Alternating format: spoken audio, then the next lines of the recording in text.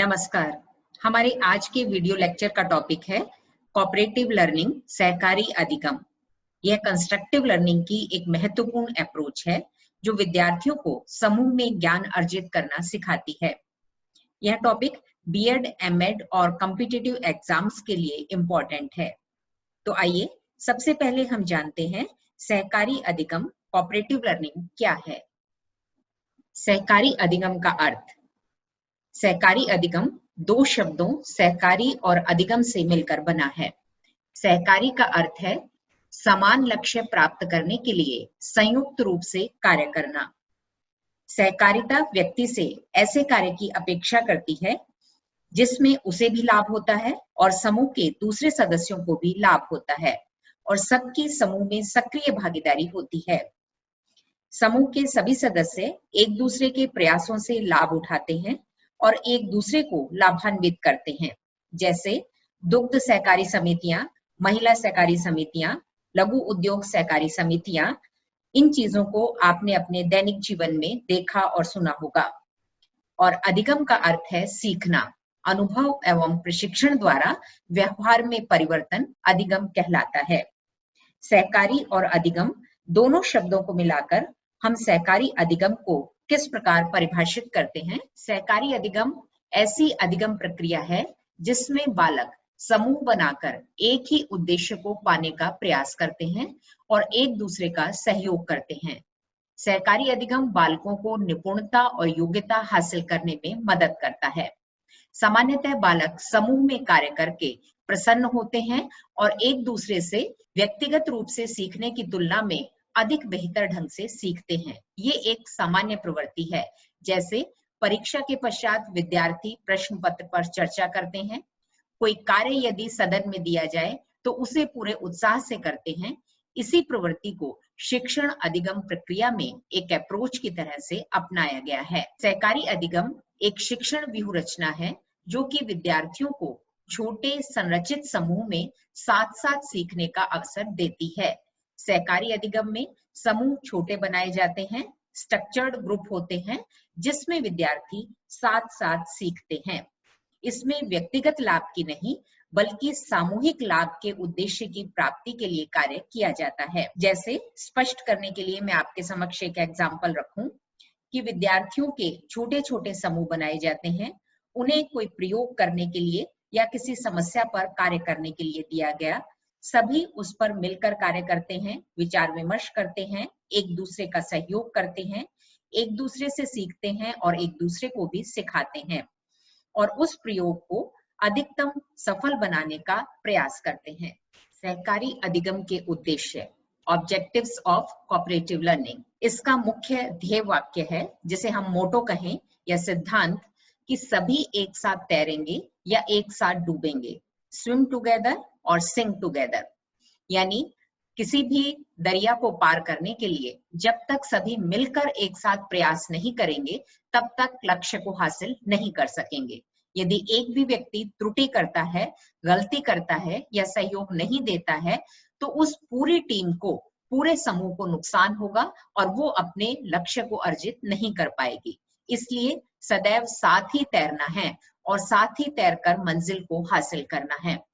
जैसे एक पिरामिड यदि विद्यार्थी बनाते हैं तो उस पिरामिड निर्माण में कोई भी यदि व्यक्ति गलती कर दे, त्रुटि कर दे, सही संतुलन से ना खड़ा हो तो पूरा पिरामिड धराशायी हो जाएगा। तो जरूरी है सबका सहयोग, सबका साथ।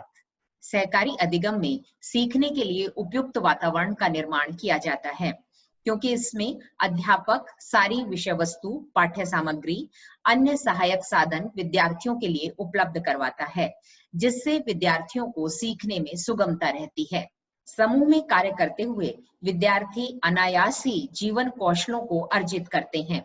एक दूसरे का सहयोग करना, समायोजन करना, अपने विचारों का संप्रेषण करना, अपने उत्तरदायित्वों को पूरा करना, ईमानदारी, धैर्य और सहनशीलता से कार्य करना, ऐसे जीवन कौशलों को वे कार्य करते करते अपने आप धीरे धीरे सीख जाते हैं।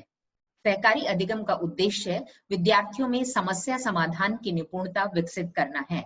विद्यार्थी जब किसी समस्या के विभिन्न पक्षों पर बात करते हैं, सभी विकल्पों को तलाशते हैं, बेहतर समाधान ढूंढते हैं और फिर उस समस्या का समाधान प्रस्तुत करते हैं। तो यह उनके दैनिक जीवन में भी समस्याओं के आने पर उनका उचित समाधान ढूंढने में सहायक होता है। सहयोगात्मक अधिगम का उद्देश्य शिक्षण में सहयोगात्मक मित्रतापूर्ण वातावरण का निर्माण करना है। इसमें विद्यार्थी एक दूसरे का सहयोग करने का नजरिया रखते हैं। एक दूसरे से कोई द्वेष, कोई ईर्ष्या, कोई बराबरी की भावना नहीं होती है। विद्यार्थियों को इसमें उचित पुनर्बलन दिया जाता है, क्योंकि पुनर्बलन जितना प्रभावी होगा उतना ही सीखना भी प्रभावी होगा। विषय वस्तु का गहन एवं विस्तृत ज्ञान विद्यार्थी प्राप्त करते हैं। समूह में सभी उस विषय पर विभिन्न स्रोतों से पढ़ते हैं, विभिन्न संदर्भ ग्रंथों का अध्ययन करते हैं, विचार विमर्श करते हैं। इससे विद्यार्थियों का ज्ञान गहन और विस्तृत होता है।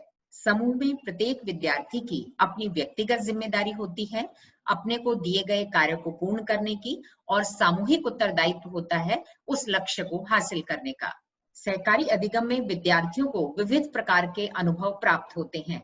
वे कभी मौखिक रूप से विचार विमर्श करते हैं, कभी रिपोर्ट तैयार करते हैं, तो कभी आपस में प्रायोगिक कार्य मिलकर करते हैं।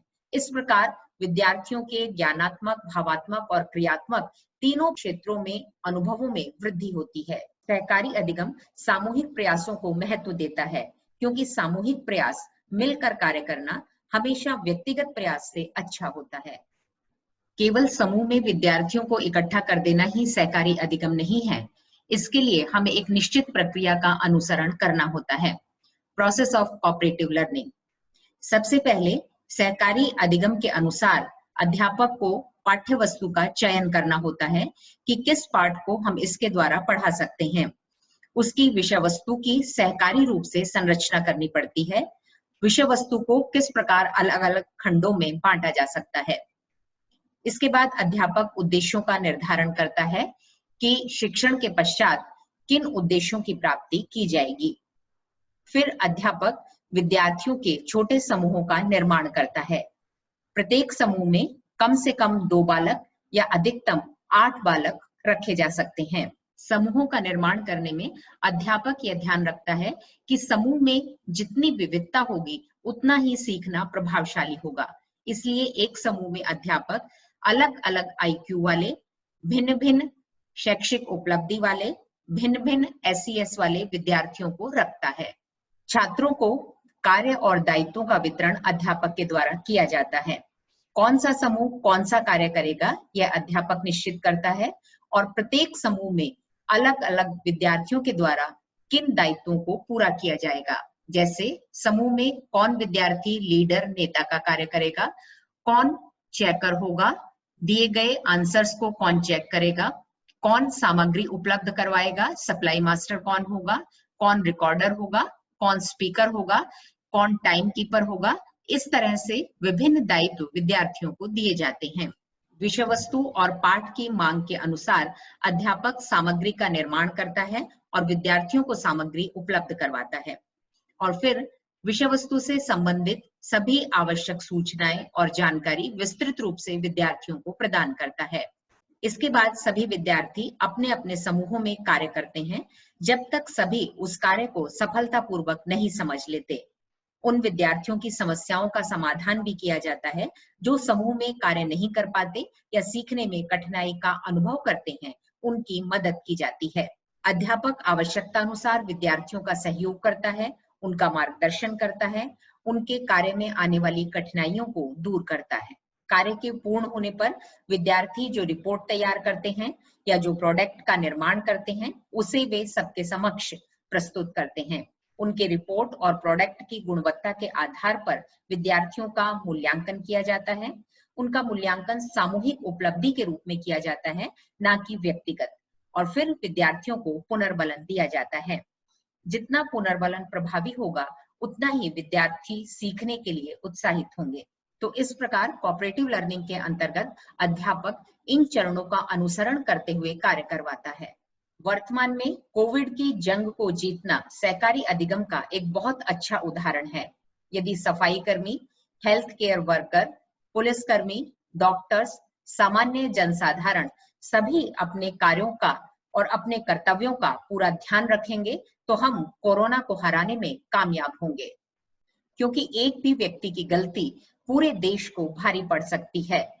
तो इसका यही मोटो है कि तैरेंगे तो साथ साथ, डूबेंगे तो साथ साथ। सहकारी अधिगम के घटक, कंपोनेंट्स ऑफ कोऑपरेटिव लर्निंग, जिनका प्रयोग करके सहकारी अधिगम को सफल बनाया जा सकता है। इसमें सबसे पहला है सकारात्मक अंतःनिर्भरता, पॉजिटिव इंटरडिपेंडेंस, यानी समूह में एक दूसरे पर व्यक्ति सकारात्मक रूप से निर्भर होते हैं। एक व्यक्ति एक तरह से दूसरे को सहयोग देता है तो दूसरा दूसरे तरीके से उसकी मदद करता है। जिस प्रकार की परिवार में माता पिता, बहन भाई, बेटा बेटी सब अपने कर्तव्यों का पालन करते हैं, अपने उत्तरदायित्वों को पूरा करते हैं, तभी घर के सभी काम सुचारू रूप से चल सकते हैं। ऐसे ही समूह में भी लक्ष्य को प्राप्त करने के लिए सभी एक दूसरे पर सकारात्मक रूप से निर्भर होते हैं। जैसे मैं एक उदाहरण दूं कि एक नाटक तभी सफल हो सकता है जब उसका लेखक बढ़िया लिखेगा, निर्देशक का डायरेक्शन अच्छा होगा, मंच सज्जा उपयुक्त होगी, पात्र अपना अभिनय पूरे मन लगाकर निष्ठा से करेंगे तो नाटक अवश्य ही कामयाब होगा। इसका दूसरा कंपोनेंट है व्यक्तिक और सामूहिक जवाबदेही, इंडिविजुअल एंड ग्रुप अकाउंटेबिलिटी। समूह में हर व्यक्ति की जिम्मेदारी होती है, व्यक्तिगत भी और सामूहिक भी। हर व्यक्ति की जिम्मेदारी अपने प्रति और समूह के प्रति है। वह स्वयं अपना कार्य करे और समूह के दूसरे व्यक्ति को भी सिखाए। केवल यदि एक ही व्यक्ति संवाद अच्छा बोलेगा तो नाटक प्रभावशाली नहीं हो सकता जब तक कि संपूर्ण प्रभाव अच्छा नहीं होगा।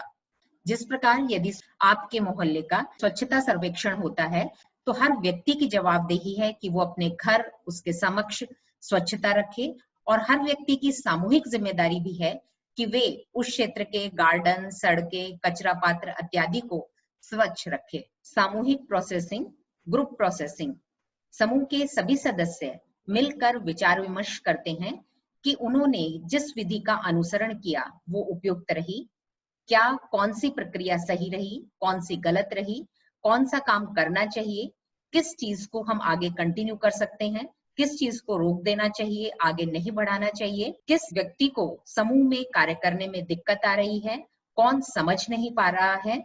इन सब बातों पर विचार विमर्श करना सामूहिक प्रोसेसिंग कहलाता है। इससे प्रत्येक सदस्य की समूह में भागीदारी प्रभावशाली बनती है। विद्यार्थी जब समूह में कार्य करते हैं तो उनमें बहुत से सामाजिक कौशलों का विकास होता है। वे नेतृत्व करना, अनुसरण करना, आपसी मतभेदों को दूर करना, आपस में विश्वास पैदा करना, निर्णय लेना, धैर्य रखना, तनाव का प्रबंधन करना, आपस में संप्रेषण करना, किसी कार्य की रिपोर्ट तैयार करना, लेखन कौशल का विकास और प्रस्तुतिकरण करना इत्यादि सीखते हैं। सहकारी अधिगम में समूह के सदस्यों में आमने सामने की अंत्यक्रिया होती है। समूह के सदस्य आमने सामने मिलते हैं, बातचीत करते हैं, स्टडी करते हैं, एक दूसरे की बात सुनते हैं, प्रश्न पूछते हैं, एक दूसरे को सुझाव देते हैं। तो फेस टू फेस इंटरेक्शन इसको प्रभावी बनाता है। सहकारी अधिगम की आवश्यकता शिक्षण में क्यों अनुभव की जाती है? इसमें सबसे पहला है ज्ञान सभी के सहयोग से प्राप्त होता है।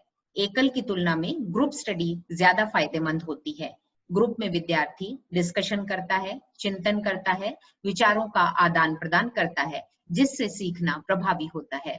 सहकारी अधिगम से विद्यार्थियों में नैतिक मूल्य और जीवन कौशलों का विकास होता है। इसकी मूल अवधारणा ये है कि किसी से छीनना नहीं है, बांटना है, सहयोग करना है, क्योंकि सहकारी अधिगम सह अस्तित्व में, समरसता में, सहजता में विश्वास करता है। इसमें विद्यार्थी एक दूसरे से ईर्ष्या नहीं करते, द्वेष नहीं करते, ईमानदारी, लगन और निष्ठा से कार्य करते हैं। वे एक दूसरे से साझा करते हैं, होड़ नहीं करते। तो इस प्रकार इन नैतिक मूल्यों का, जिनकी की आज समाज में सबसे ज्यादा आवश्यकता है, उनका विकास सहकारी अधिगम के माध्यम से सहजता से किया जा सकता है। जब विद्यार्थी समूह में कार्य करते हैं तो वे जटिल तथ्यों को आसानी से सीख जाते हैं, क्योंकि समूह में अलग अलग प्रकार के विद्यार्थी होते हैं, कमजोर भी, हाई आईक्यू वाले भी, तो सब एक दूसरे का सहयोग करते हैं। तो विद्यार्थी कठिन तथ्यों को भी आसानी से पीयर ग्रुप में कार्य करते हुए सीख जाता है। सामूहिक कार्य करने में आनंद की अनुभूति होती है, क्योंकि मनुष्य एक सामाजिक प्राणी है और वह हमेशा ही समूह में रहकर आनंद प्राप्त करता है।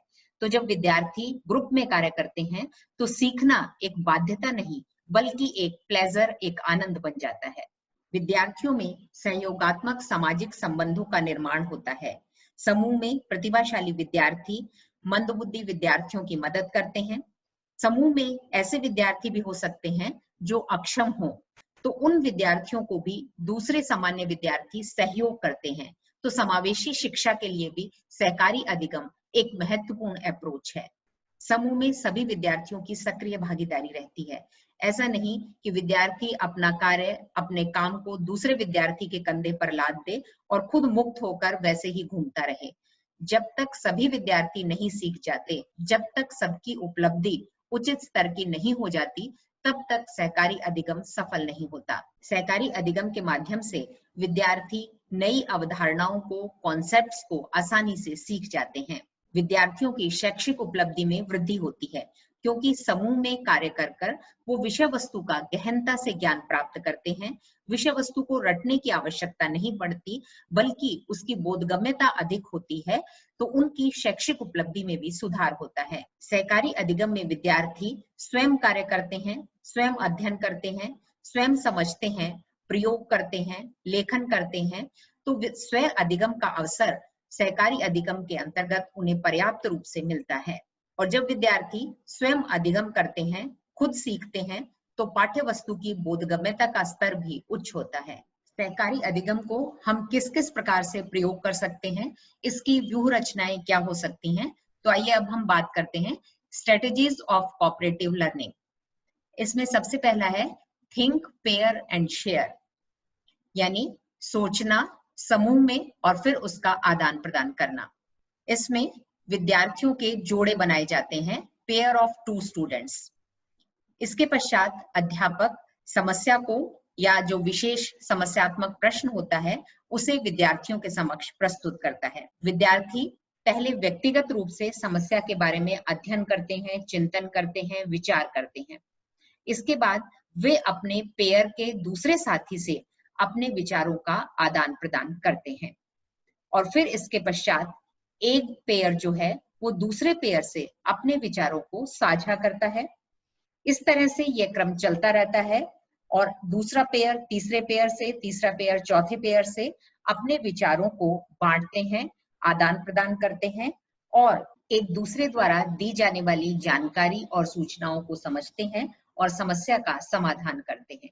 नेक्स्ट है student teams achievement division, STAD। इसके अंतर्गत अध्यापक 4-5 विद्यार्थियों की एक टीम बनाता है। इसके बाद अध्यापक उन सभी समूहों के समक्ष पाठ को प्रस्तुत करता है। विद्यार्थी समूह में अध्ययन करते हैं, विषय वस्तु को समझते हैं, समस्या का समाधान करने का प्रयास करते हैं।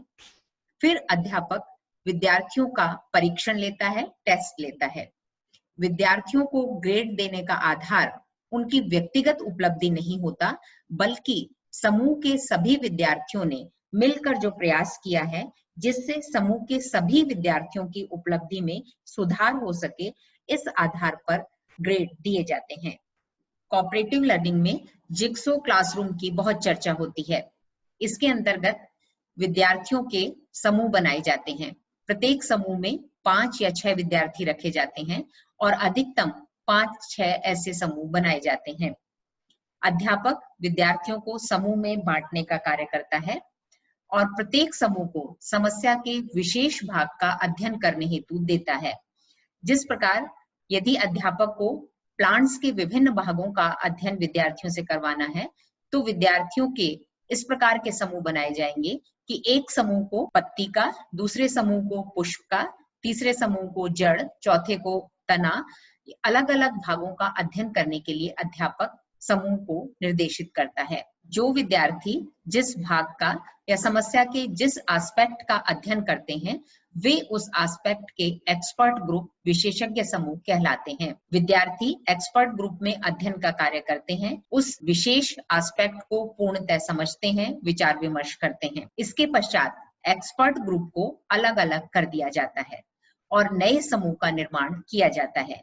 नए समूह के निर्माण में यह ध्यान रखा जाता है कि एक्सपर्ट ग्रुप से एक एक विद्यार्थी आवश्यक रूप से नए समूह में सम्मिलित हो। अब नए समूह में विद्यार्थी विचार विमर्श करते हैं, विचारों का आदान प्रदान करते हैं और समस्या का समाधान करते हैं और फिर रिपोर्ट तैयार करके प्रस्तुत करते हैं। तो इस प्रकार से प्रत्येक विद्यार्थी को समस्या के प्रत्येक एस्पेक्ट का विस्तृत ज्ञान प्राप्त हो जाता है। जिग्सो क्लासरूम का एक अन्य प्रकार है जिग्सो क्लासरूम 2। इसमें विद्यार्थियों के समूह बनाए जाते हैं। प्रत्येक समूह में 4-5 विद्यार्थी होते हैं और कुल इस प्रकार के 4 या 5 समूह बनाए जा सकते हैं। अध्यापक छात्रों को समूह में बांटता है और सभी समूहों को पूरी समस्या का अध्ययन करने के लिए कहता है। विद्यार्थी समूह में पूरी समस्या को समझते हैं, विचार विमर्श करते हैं, उसका गहन अध्ययन करते हैं। इसके पश्चात अध्यापक समूह को अलग अलग कर देता है। ये समूह विशेषज्ञ समूह कहलाते हैं, जो कि समस्या के विशिष्ट भाग पर कार्य करते हैं। विद्यार्थी प्रत्येक एक्सपर्ट ग्रुप में समस्या के विशेष भाग को विशेष रूप से गहन अध्ययन करके ग्रहण करता है। इसके बाद समूहों को दोबारा अलग अलग कर दिया जाता है और पुनः सामान्य ग्रुप्स का निर्माण किया जाता है। अब इन सामान्य ग्रुप में विद्यार्थी अपने विशिष्ट ज्ञान को अन्य विद्यार्थियों के सामान्य ज्ञान से जोड़ते हैं। इस तरह से सर्कुलेशन के माध्यम से सभी विद्यार्थियों को समस्या के विभिन्न पक्षों का विस्तृत और गहन ज्ञान प्राप्त हो जाता है।